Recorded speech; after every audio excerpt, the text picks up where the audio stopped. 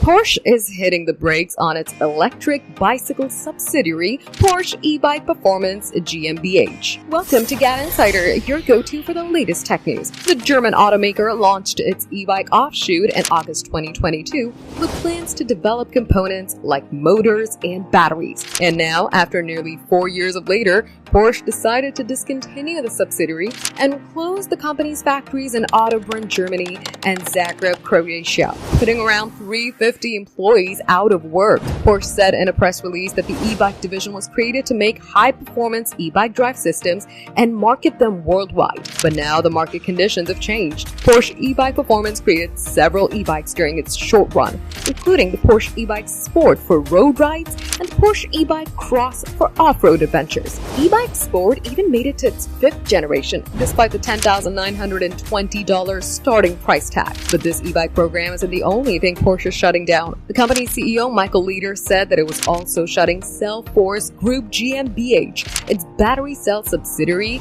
and Cetitic GmbH, a software company used by Porsche and the Volkswagen Group as part of its decision to refocus on their core business. Porsche has been steadily electrifying its vehicle portfolio, but it also recently decided to sell its minority stake in Bugatti Rimac, a joint venture created between Porsche and the Rimac Group. The automaker also sold its smaller stake in the Rimac Group, despite having invested tens of millions into the luxury electric supercar maker. Looks like Porsche is taking some big decisions to make the company stand still. For more updates, subscribe to GadInsider, like and share the video, and don't forget to press the bell icon so you never miss any update.